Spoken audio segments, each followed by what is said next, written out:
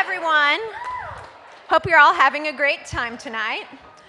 For those of you who don't know me, my name is Rachel, and yes, we are identical twins. Rebekah and I met in my mom's womb about 24 years ago. We started off as an egg, and then we split into two, and ever since then, she has always been my other half. Although we didn't really get off to the best start, like my dad said, she pinched my umbilical cord the last month in the womb, hogging all the food, which still to this day is no surprise. And then she managed to kick her way out 7 minutes before me and claims those were the best 7 minutes of her life. But despite our rough start, we instantly became best friends who have done and experienced everything together. I mean, we took our first steps together. We learned to ride bikes together. And then we even started our first job together, but then decided to quit like 2 weeks later. And not only are we best friends who have experienced everything together, but as twins, we share a special bond that really no one else can understand. For example, when we were babies, our parents would listen in to the baby monitor to us talking back and forth to each other in our own little baby language, and they had no idea what we were saying, but we understood each other and were clearly in deep conversation. Not to mention, I can also read her mind. Let me tell you right now, the only thing on her mind is the cake. And even though Rebekah has had a great life as a twin, she's also had quite a few standout moments as an individual.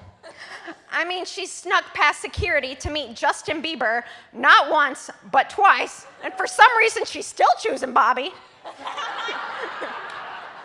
She made it to the spelling bee championship in middle school, but then ironically spelled dyslexic wrong.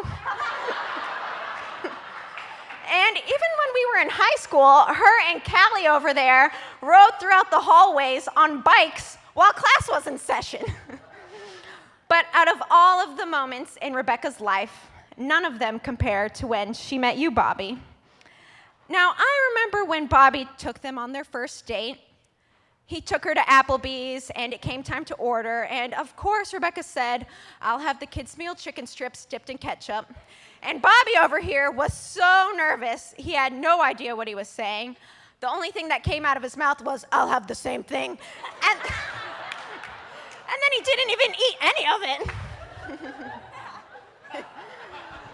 But those kids' meal chicken strips were just the beginning of a beautiful love story. Now, I have watched you two grow over the past 6 years, and I can honestly say that you bring out the best in each other. And your relationship is the perfect example of what true love really is. Now, Bobby, first of all, I'm sorry for starting the cowboy nickname. But in all seriousness, thank you for making Rebekah so happy. You are willing to go above and beyond for her and the ones that she loves. And you have even become someone that I can come to for advice whenever I need it. And Rebekah, thank you for being the best other half a girl could ask for these past 24 years. You've helped shape me into who I am today. And if there's one thing I know for sure, it's that I will always have you by my side. And so with that being said, the time has come where you two will embark on this next chapter in your lives.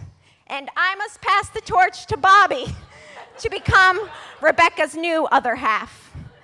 And as hard as it is for me to do that, it makes it a little bit easier knowing that it's you. And so if everyone could raise their glass, cheers to the newlyweds and a life of love, laughter, and happiness. Cheers.